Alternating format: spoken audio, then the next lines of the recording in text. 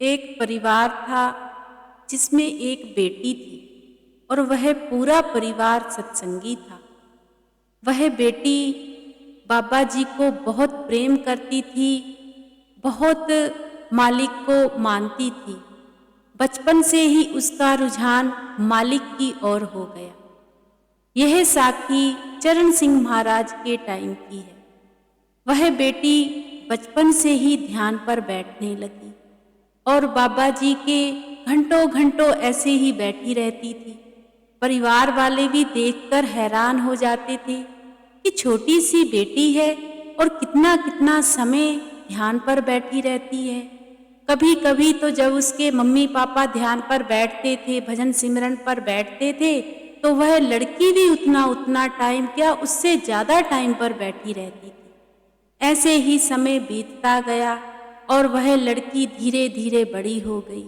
जब बड़ी हो गई तो मालिक की तरफ उसका और रुझान हो गया, मालिक से और प्रेम करने लगी और अपने मालिक का और ध्यान करने लगी। अब तो वह कमरे में अकेले ही बैठ जाती थी और घंटों घंटों भजन सिमरन करती रहती थी, ध्यान पर बैठी रहती थी। तो जब वह बड़ी हुई तो मम्मी पापा को उसके टेंशन हो गई कि हमारी बेटी बड़ी हो गई है, अब इसकी शादी भी करनी है। अब एक दिन उन्होंने कहा कि बेटी, तुम बड़ी हो चुकी हो, अब तुम्हारे लिए कोई लड़का देखते हैं और तुम्हारी शादी कर देते हैं। तो वह जो बेटी थी वह कहने लगी कि मुझे मम्मी पापा शादी नहीं करनी है, मुझे सिर्फ बाबा जी से प्रेम है और मैं उन्हीं के ध्यान में बैठती हूँ। मुझे दुनियादारी से किसी से कोई लेना देना नहीं है। अब परिवार वाले कहने लगे कि बेटा, यह बात तो सच है, लेकिन दुनियावी चीज़ें भी कुछ होती हैं, वह हमें करनी ही पड़ेंगी। तुम्हें शादी तो देखो करनी ही पड़ेगी। लेकिन वह बेटी किसी का भी कहना नहीं मानती थी। जब भी उससे परिवार वाले यह बात कहते तो वह बेटी जाकर बाबा जी के ध्यान में बैठ जाती। ऐसे ही समय बीतता गया। अब आस पड़ोस वाले भी आकर कहने लगे कि तुम्हारी बेटी बड़ी हो गई है, तुम इसकी शादी क्यों नहीं कर रहे हो। तो एक दिन सभी ने सलाह की कि यह ऐसे तो मानेगी नहीं, हम खुद ही जाके कोई लड़का देख कर आते हैं अच्छा सा और इसका रिश्ता तय कर देते हैं। अब उसके परिवार वाले गए और रिश्ते देखे, काफ़ी रिश्ते देखे। जब उनको अच्छा रिश्ता मिल गया तो वह रिश्ता तय कर आए। जब रिश्ता तय कर आ गए तो आकर बेटी को बताया कि हम तुम्हारा रिश्ता तय कर आ गए हैं। तो बेटी कहने लगी कि आप मुझे बिना पूछे कैसे रिश्ता तय कर सकते हो। परिवार वाले कहने लगे कि कल को तुम्हें वो भी देखने के लिए घर पर आएंगे, हम तो लड़का पसंद कर आए हैं। तो वह लड़की कहने लगी कि मैं तो किसी के सामने आऊंगी ही नहीं। अब वह लड़की फिर से जाके अपने ध्यान पर बैठ गई।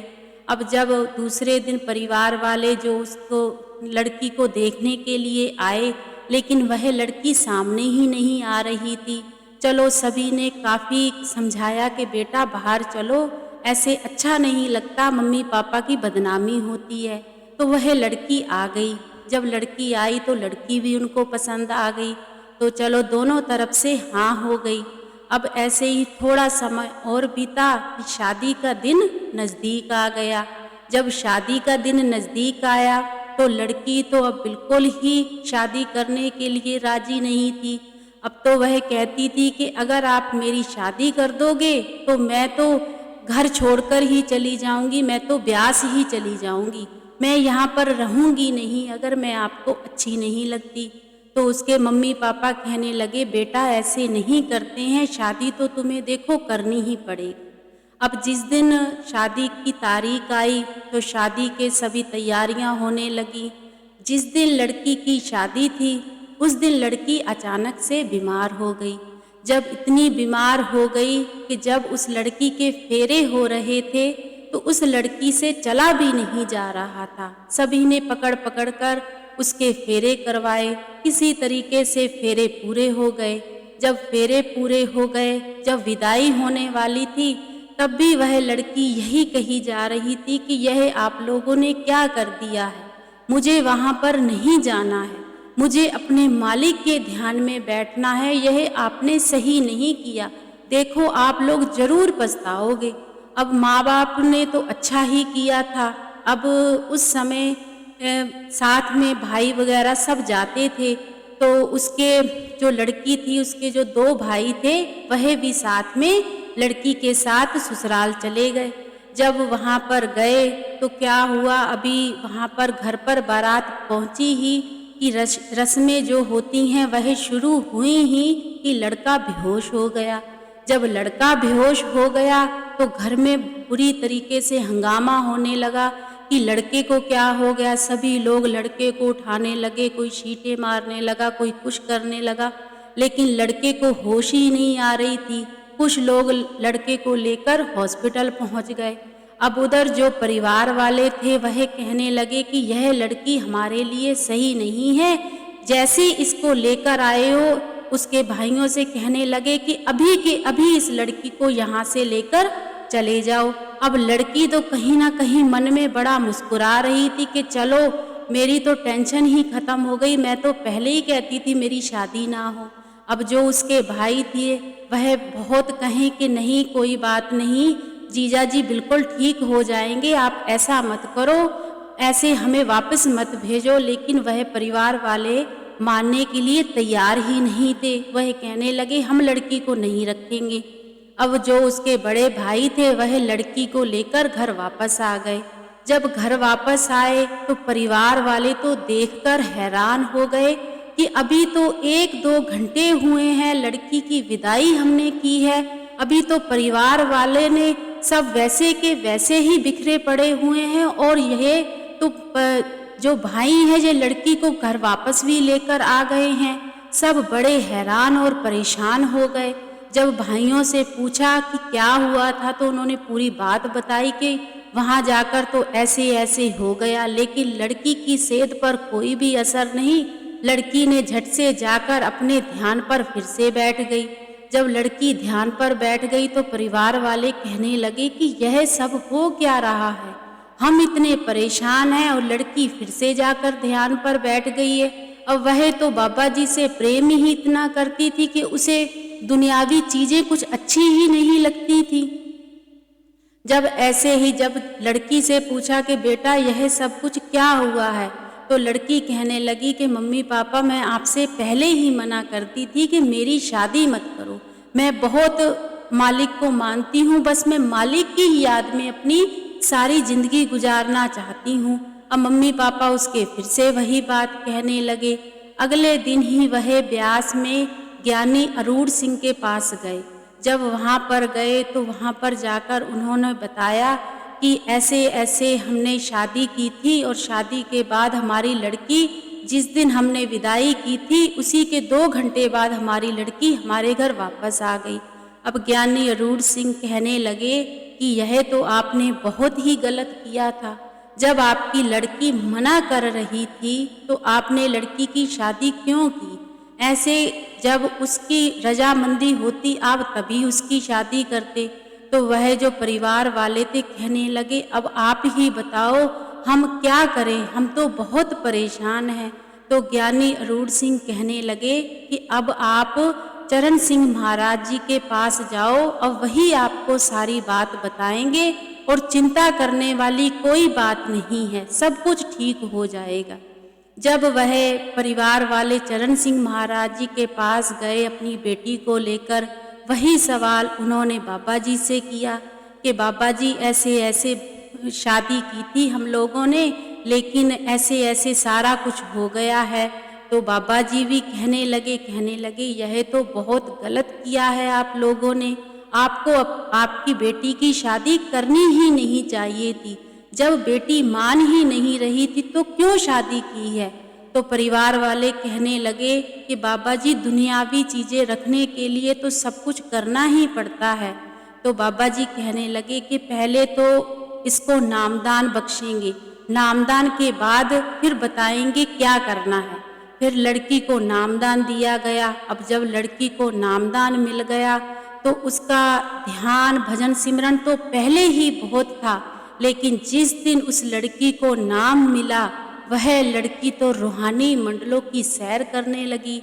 अब तो उसे बिल्कुल भी कुछ अच्छा नहीं लग रहा था। अब तो उसको वह चीज मिल गई जो वह बचपन से चाह रही थी कि मुझे मिले, लेकिन उसे मिल नहीं रही थी, अंदर से कुछ दिख नहीं रहा था।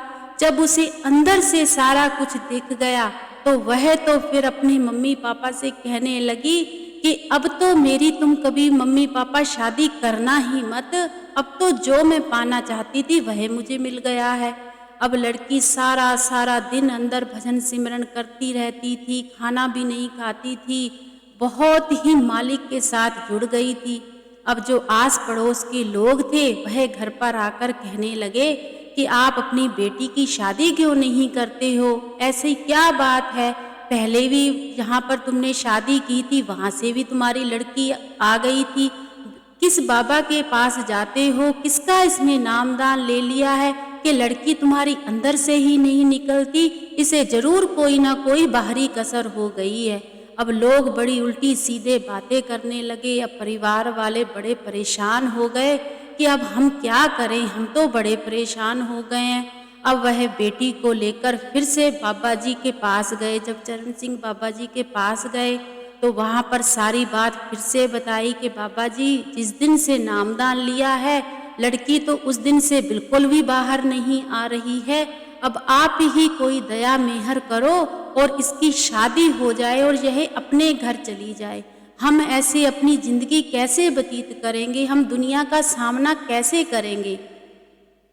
तो चरण सिंह महाराज जी कहने लगे कि कोई बात नहीं, सब कुछ ठीक हो जाएगा, लेकिन अब अगर आप कहीं भी शादी करोगे तो अपनी ही रिश्तेदारी में, अपनी खास रिश्तेदारी में अपनी बेटी की शादी करना, वह इसके लिए सही है। जो आपने इसके पहले शादी की थी वह इसके लिए शुभ नहीं थी, वह अच्छी नहीं थी, क्योंकि यह तो अपने दुनिया में अगर आई है, पहली बात तो यह दुनिया में भजन सिमरन करने के लिए ही आई है। लेकिन अगर आप कह रहे हो कि इसकी शादी जरूर करानी है तो आप इसकी रिश्तेदारी में ही शादी करो, सब कुछ ठीक हो जाएगा। तो परिवार वाले कहने लगे कि रिश्तेदारी में तो शादी कर देंगे बाबा जी, लेकिन बेटी को कौन समझाएगा। तो बाबा जी ने कहा कोई बात नहीं, सब ठीक हो जाएगा। तो बाबा जी ने बेटी के सिर पर भी हाथ रखा और कहा कि बेटी, तुम अपना भजन सिमरन भी करना, लेकिन दुनियावी चीजें भी बहुत जरूरी है और अपनी शादी कर कर अपने घर जरूर जाओ। जब यह लड़की को बाबा जी ने वचन किए तो लड़की अपने आप ही मान गई, क्योंकि गुरु तो जब आशीर्वाद देते हैं तो वह तो आशीर्वाद ही इतना पूरा होता है कि हम आगे से कुछ बोल ही नहीं सकते हैं। तो जब वह परिवार वाले अपने घर आ गए तो थोड़े दिन बाद ही उन्होंने रिश्तेदारी में रिश्ता तय कर दिया और उस लड़की की शादी हो गई। जब लड़की की शादी हो गई तो लड़की का भजन सिमरन तब भी पूरा नित्य पूरा टाइम देती थी। ये नहीं कि ये कर लूँ वो कर लूँ, पूरा टाइम देकर फिर अपने परिवार को भी संभालती थी और खुशी खुशी अपने परिवार में रहने लगी। और आज वह मालिक की दया से उनके घर में सारा कुछ सही चल रहा है और उस बेटी का भजन सिमरन भी बहुत है, परिवार वाले भी बहुत खुश हैं और अगला परिवार भी पूरा राधा स्वामी है, बाबा जी को मानता है। उनके जो बच्चे हैं आगे से वह भी परिवार को मानते हैं, बच्चों की भी शादी हो गई है, इतना खुशी परिवार रहने लगा है। तो कहने का भाव सिर्फ इतना है, जब जो मालिक की रूहें होती हैं ना, वह उन्हें कुछ भी अच्छा नहीं लगता है। उन्हें सिर्फ यह लगता है कि हम मालिक के, अगर हम दुनिया में आए हैं तो हम सिर्फ मालिक का ही नाम लें, लेकिन दुनिया में रहकर हमें सब कुछ करना पड़ता है। दुनिया में रहकर हमें लोगों को भी देखना पड़ता है, अपने घर परिवार को भी देखना पड़ता है। संत महात्मा खुद कहते हैं, दुनिया में रहकर सब कुछ करो और मालिक का भजन सिमरन भी करो, लेकिन कुछ रूहें ऐसी होती हैं जिन्हें कुछ भी अच्छा नहीं लगता है। उन्हें बस यही अच्छा लगता है कि हम सिर्फ भजन सिमरन करें। लेकिन भजन सिमरन जो लोग सच्चे दिल से करते हैं ना, उन्हें वाकई में ही यह दुनिया फीकी लगती है, जैसे उस लड़की को दुनिया फीकी लगती थी। तो हमें भी वैसे ज़रूर बनना चाहिए, वह नज़ारे ज़रूर अंदर देखने चाहिए, क्योंकि हमें भी वह नज़ारे तभी अंदर से दिखेंगे जब हम दुनियावी चीज़ों को कम करेंगे और अपने भजन सिमरन को ज़्यादा करेंगे। तो हम भी यह कोशिश ज़रूर करें कि अपने भजन सिमरन को पूरा टाइम दें और मालिक ने जो हमें भजन सिमरन दिया है उसके अंदर से नज़ारे ज़रूर देखें, क्योंकि अगर हमने जीते जी वह नज़ारे नहीं देखे तो मरने के बाद क्या पता हमें कौन सा जन्म मिलेगा कि नहीं मिलेगा। राधा स्वामी।